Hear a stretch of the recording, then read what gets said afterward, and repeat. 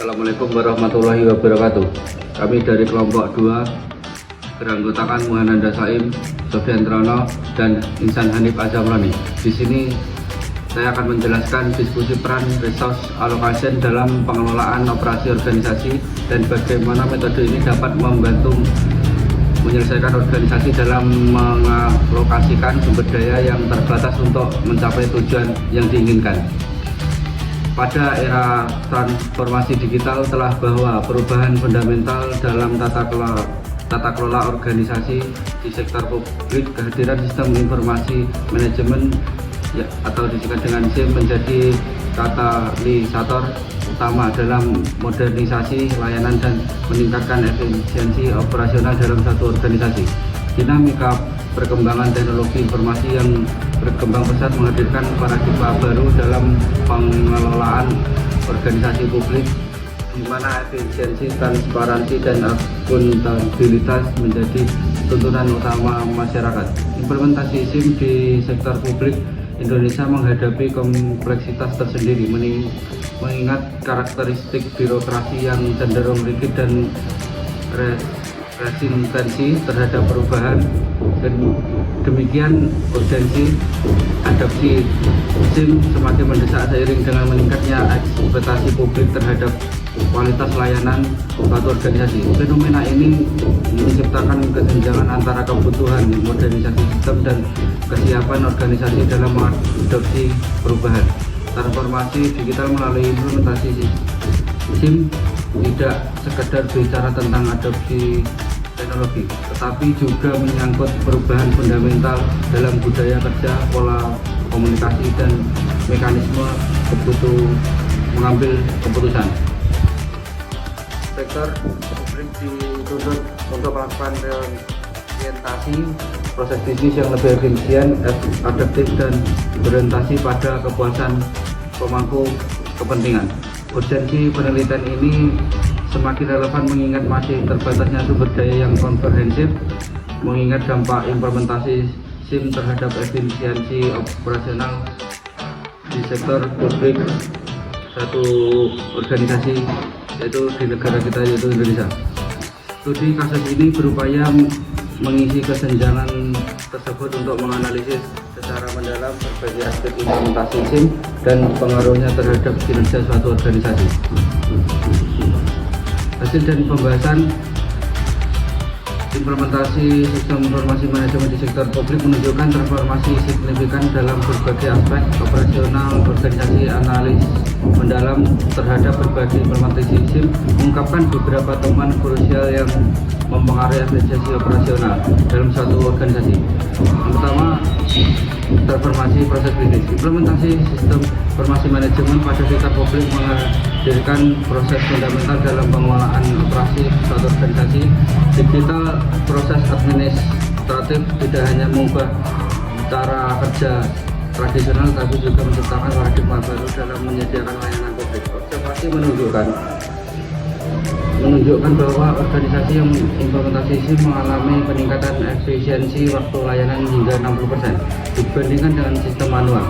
Transformasi digital melalui SIM menghasilkan standarisasi proses yang lebih struktur dan konsisten. Penguatan tata kelola dan akuntabilitas. Implementasi SIM membawa dampak signifikan terhadap penguatan tata kelola organisasi yang baik. Sistem pencatatan digital yang terintegrasi menciptakan audit trial yang komprehensif, memungkinkan pengusahaan setiap transaksi dan aktivitas dalam sistem.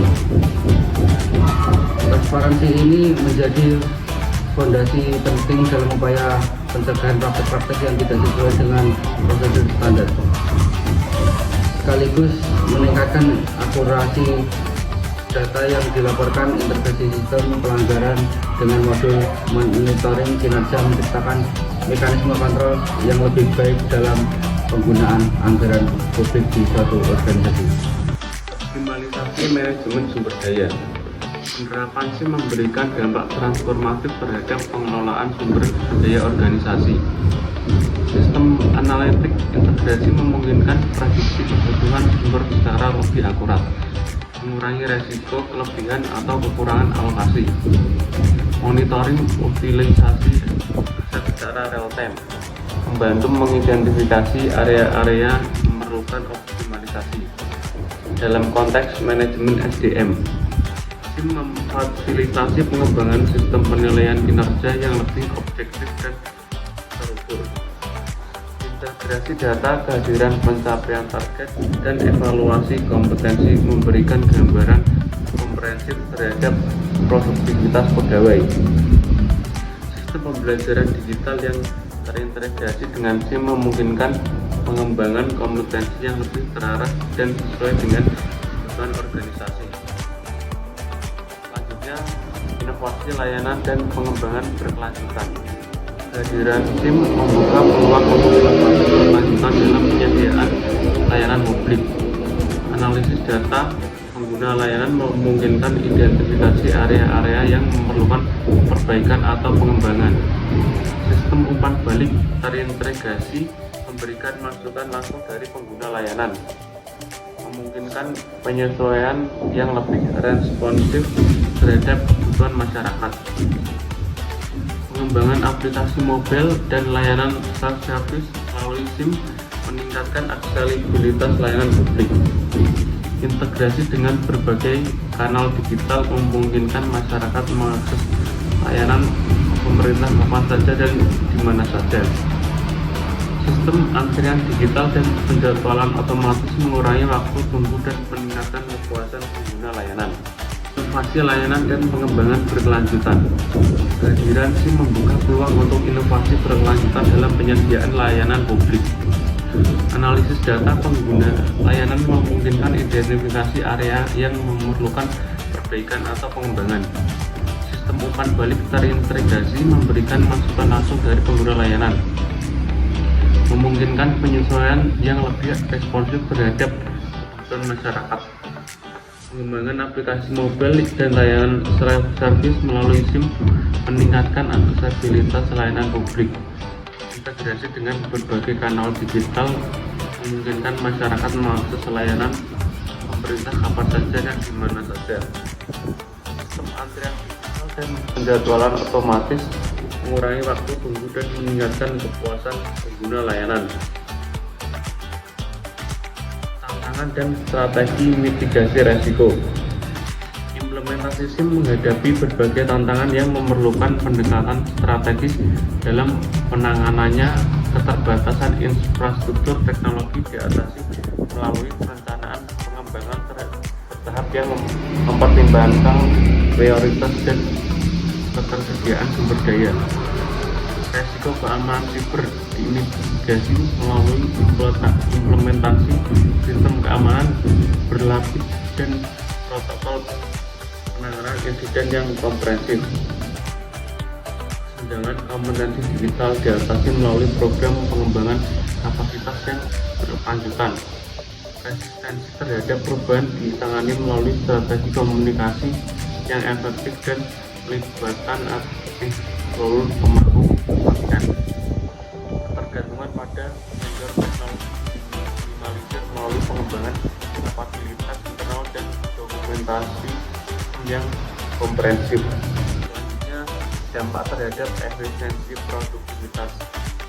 Analisis dampak implementasi SIM menunjukkan peningkatan signifikan dalam efisiensi operasional dan produktivitas organisasi. Otomatisasi proses rutin mengurangi beban kerja administratif, memungkinkan pegawai fokus pada tugas-tugas yang memerlukan analisis dan pengambilan keputusan strategis. Integrasi data dan sistem mengeliminasi duplikasi pekerjaan dan mempercepat proses layanan. Sistem monitoring kinerja terintegrasi memungkinkan identifikasi dan penanganan bottleneck dalam proses bisnis secara lebih cepat. Analisis data operasional memberikan insight. Optimalisasi alokasi sumber daya dan perbaikan proses berkelanjutan. Meningkatkan efisiensi ini berkontribusi pada penghematan anggaran operasional yang signifikan. Yang terakhir ada kesimpulan. Implementasi sistem informasi manajemen telah terbukti memberikan dampak transformasi terhadap efisiensi profesional sektor publik, Transformasi digital melalui SIM tidak hanya meningkatkan efisiensi proses bisnis, tapi juga mendorong perubahan fundamental dalam budaya organisasi dan pola kerja. Keberhasilan implementasi SIM sangat bergantung pada pendekatan holistik yang mempertimbangkan aspek teknologi, proses, dan sumber daya manusia. Strategi implementasi yang efektif harus mempertimbangkan karakteristik unik sektor publik dan mengantisipasi berbagai tantangan yang mungkin muncul. Penelitian ini menggarisbawahi pentingnya komitmen berkelanjutan dan pengembangan optimalisasi di sektor publik. Diperlukan evaluasi berkala dan penyusunan strategi untuk memastikan sistem tetap relevan dengan kebutuhan organisasi dan ekspektasi stakeholder. Selanjutnya studi kasus respons ke alokasi dalam implementasi sistem informasi ERP di perusahaan manufaktur. Yang pertama, latar belakang masalah. Sebuah perusahaan manufaktur skala menengah yang memproduksi suku cadang otomatis menghadapi tantangan dalam mengelola operasional. Data inventaris seringkali tidak akurat, menyebabkan keterlambatan produksi dan overstocking. Selain itu, sistem keuangan dan sumber daya manusia SDM dikelola secara manual yang memperlambat pengambilan keputusan. Untuk mengatasi permasalahan ini, perusahaan memutuskan untuk mengimplementasikan sistem enterprise resource planning ERP sebagai solusi terintegrasi. Namun dengan anggaran terbatas dengan $5.000 dan keterlambatan tenaga IT internal, perusahaan merancang alokasi sumber daya secara efektif agar implementasi ERP dapat berjalan sukses. Selanjutnya, tahap yang pertama, identifikasi prioritas dan kebutuhan utama. Perusahaan melakukan analisis kebutuhan melalui diskusi lintas departemen. Hasilnya menunjukkan bahwa masalah utama yang perlu segera diselesaikan adalah yang pertama, manajemen inventaris. Data stok tidak akurat menghambat proses produksi. Yang kedua, produksi dan operasi. Proses produksi tidak terkoordinasi dengan baik secara kurangnya visibilitas. Yang ketiga, keuangan. Laporan keuangan memakan waktu lama karena dilakukan secara manual. Yang keempat, SDM. Pengelola data, karyawan, dan penggajian membutuhkan otomatisasi. Berdasarkan analisis ini, perusahaan memutuskan untuk memulai implementasi dengan modul inventaris dan produksi karena keduanya berkontribusi langsung terhadap kelancaran operasional dan profitabilitas. Selanjutnya, tahap kedua, alokasi sumber daya finansial. Dengan anggaran $5.000 USD, perusahaan membagi menjadi beberapa pos. Yang pertama, 40% untuk pengadaan perangkat lunak ERP. Perusahaan memiliki solusi ERP berbasis cloud untuk mengurangi biaya infrastruktur.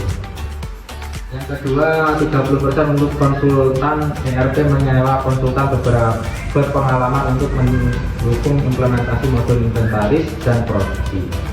Yang ketiga, 20% untuk pelatihan dan pengembangan SDM, memberikan pelatihan inventaris kepada tim IT internal dan penggunaan akhir. Yang terakhir, 10% untuk cadangan. Nah, untuk mengantisipasi resiko yang mungkin muncul selama implementasi. Selanjutnya, tahap ketiga, alokasi sumber daya tenaga kerja. Perusahaan membentuk tim proyek ERP terdiri dari yang pertama, project manager, memimpin proyek dan memastikan timeline terpenuhi. Yang kedua, tim IT internal bertanggung jawab atas integrasi sistem dengan infrastruktur yang ada. Yang ketiga, konsultan ERP memberikan bimbingan teknis dan pelatihan. Yang keempat, user representatif, perwakilan dari departemen produksi, inventaris, keuangan, dan SDM yang akan memberikan upaya balik terkait kebutuhan operasi. Dalam hal ini, metode time-based allocation digunakan, artinya sumber daya tenaga ahli difokuskan pada implementasi suatu modul pada suatu waktu. Tim IT dan konsultan pertama bekerja pada modul inventaris selama 3 bulan, diikuti dengan modul produksi selama 2 bulan berikutnya. Setelah itu implementasi modul keuangan dan SDM direncanakan berjalan paralel dan dalam 4 bulan terakhir. Tahap keempat, monitoring dan evaluasi. Untuk memastikan alokasi sumber daya berjalan optimal, perusahaan menerapkan kunci atau key personal indikator KPI seperti waktu penyelesaian setiap fase implementasi, tingkat akurasi data yang inventaris setelah implementasi. Selanjutnya efisiensi proses produksi yang diukur melalui lead time produksi, tingkat adopsi sistem oleh karyawan melalui survei gabungan. Jika ada indeks keterlambatan atau ketidaksesuaian anggaran, tim proyek memiliki fleksibilitas untuk mengelola ulang sumber daya tadi. Hasil dan evaluasi akhir setelah 9 bulan perusahaan berhasil menyelesaikan implementasi ERP untuk semua modul prioritas. Data inventaris menjadi 95% lebih akurat, waktu produksi berkurang 20% dan laporan keuangan dapat dihasilkan dalam hitungan jam. Bukan hari, pengelolaan SDM juga menjadi lebih efisien dengan sistem otomatisasi pengajian. Dengan perencanaan dan eksekusi respon alokasi yang tepat, perusahaan tidak hanya mencapai tujuan proyek tepat waktu dan sesuai dengan anggaran, tetapi juga meningkatkan efisiensi operasional secara signifikan.